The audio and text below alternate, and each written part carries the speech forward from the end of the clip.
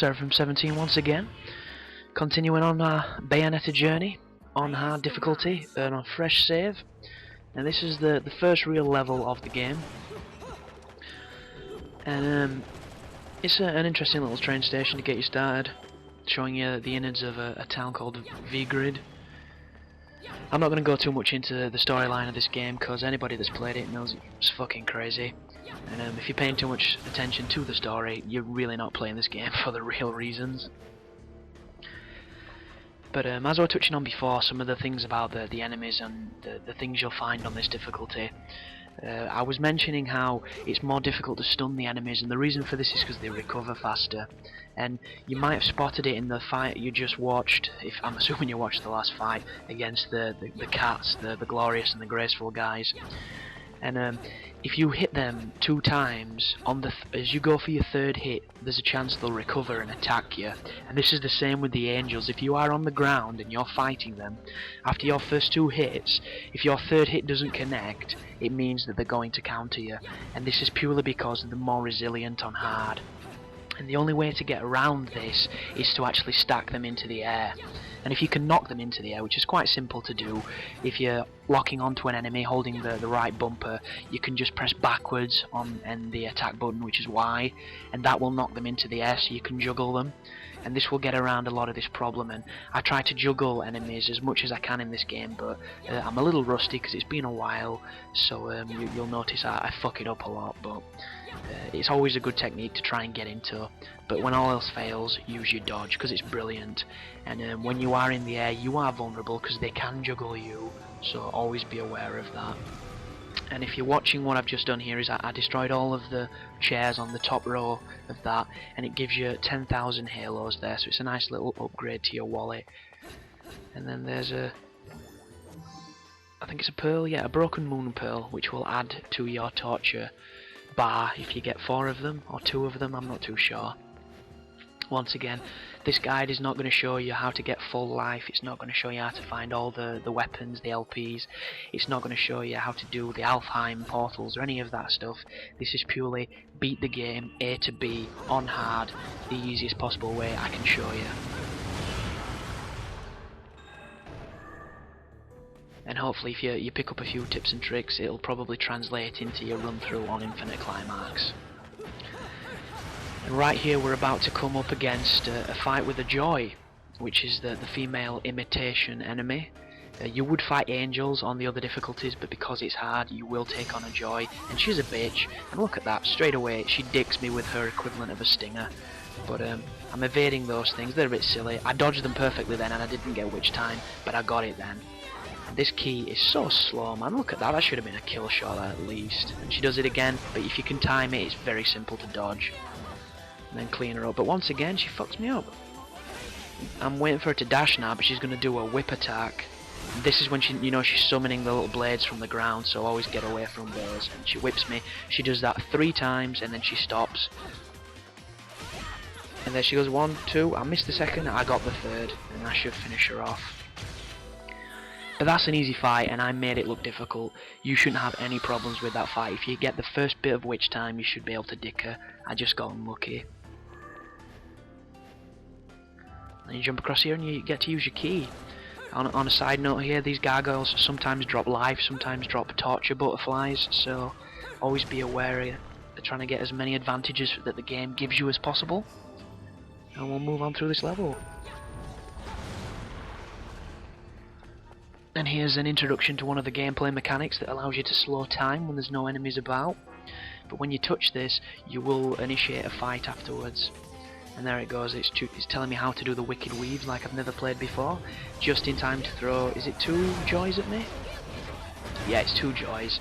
And you'll notice now I can do wicked weaves, which is just the game's way of saying big giant hair fists or big giant hair feet. And it's generally the last hit on slightly longer combos which do immense damage compared to normal hits. And there's a couple of really good combos in this game, and that's one of them. Later on, when you get the rocket launchers on your feet, the kill gauze, that becomes one of the most devastating combos in the game. And to do it, you have to press Y 4 times with the sword attack, and as Bayonetta stops the last sword attack, it should be in front of her body, you just start tapping B, and she'll go into the sidekick, which she spams like Jean-Claude Van Damme, and she kicks some ass with it. And you'll see me using it a whole bunch through this game, because it's really useful. And here I'm missing with everything, but finish her off there with the Wicked Weed Foot of Doom. And my life is pretty low, but as you'll notice, you start with pretty small life, so get used to seeing it dwindling, especially if you're as careless as me, because it's been a while. Run across the water, now it's frozen, and you can continue to the next section. And I actually forgot when I was playing through this when I get the sword, because I love the first sword you get. I think it's something like the Sharaba or something like that, and it turns Bayonetta into Dante from Devil May Cry, and that's way up my alley because I know Dante like an old friend. So as soon as I get that, I'm a happy bunny. But you don't get it until I think the 3rd level. And I also forgot that you have to take the CDs to Rodin, who's the shopkeeper, to make the weapons able to be selected. So I had the LP for a while before actually selecting it, so that's a retard mistake because it's been a while. Don't do it because the weapons are so useful on this game. And if any of you played the demo, you'll recognise this corridor right here from the demo. All the plots and all the plants can be shot, so make sure you do it. You never know what you're going to get. And for anybody that's wanting to make items and use the lollipops, the little reds and the little greens that you can see me picking up there, the little globes, they have those ingredients so that you can make them in the menu system. But that's something you're never going to see me do on this game because I personally think it's a bitch technique. And there's probably people thinking like, oh fuck you dude, you don't know anything. How's it a bitch technique if it's in the game to help you? And my main reason for thinking this is because if you're on a fight or on a boss battle or any kind of encounter and you're using items to get by, you're not going to get better at the game. You're just going to rely more and more on something to help you get through the encounters. If you die a bunch of times on an enemy, you're going to learn a lot about your skill set in the game and about what the enemy can do, because you're going to be watching him for a lot longer. He's going to be hitting you with moves you're going to learn to dodge, and it's just going to benefit you in the overall game. And that's how I play these games. That's how I play a lot of games, because I like learning how to be better than the game. And you're never going to do that on your first playthrough because the game is going to kick your ass, but as soon as you start learning, it's your turn then to kick the game's ass. And I just think it's a bitch move to just punk out and use items, but many people don't. So if you need the items or if you like the items, feel free and use them. It will make your life so much easier. But if you want a real challenge, then I would definitely say take a beating and get better. And I'm running around here because I'm not too sure about collectibles and if there's any items and stuff, so to spawn the next battle there is a tripwire just past this fountain, and it's your first introduction to the giant axe wielding dudes, and I can't for the life of me think of the name because it's something posh. And here we go with an angel fight to set us off. And the first thing you'll notice me doing here is I attack this guy, get a nice little combo going, and then I finish him with a torture attack.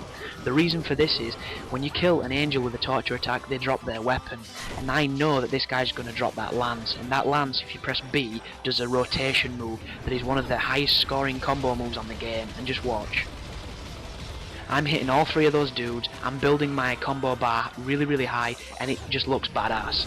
So I'm going to do the exact same here.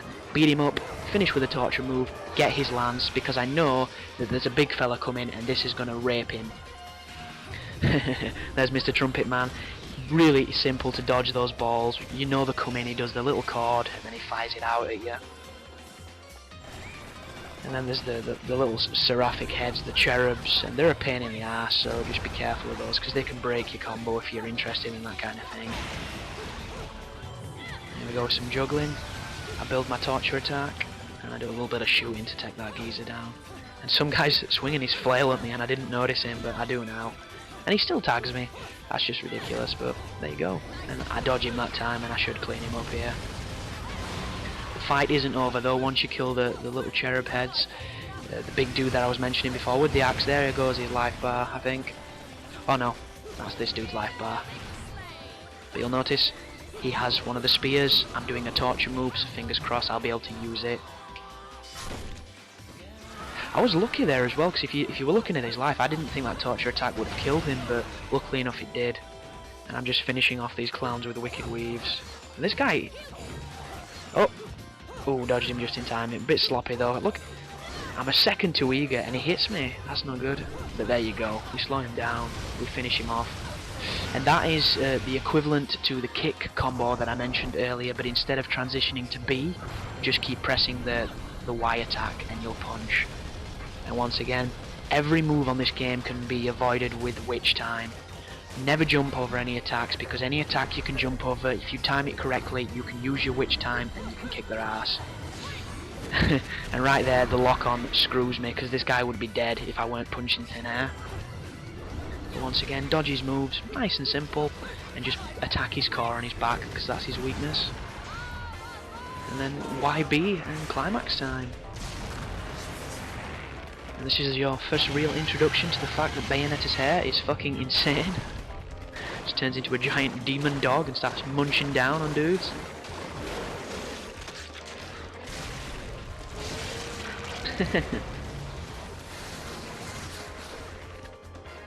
And she gets naked, which is always a bonus. And there's your first weapon. And if anybody's looking to do all the missions, which I'm not on this run through, I'm just going to play through. Right now, if you turn back and head all the way back where you came from, where the corridor that I mentioned, the demo level, you can fight another bunch of angels, sorry. Get a whole more experience, a whole more stylistic points, and get a better rank at the end of the level. But I'm not going for rank, I'm just trying to show you how to get through the video, so I'll see you on the next one, on part 2.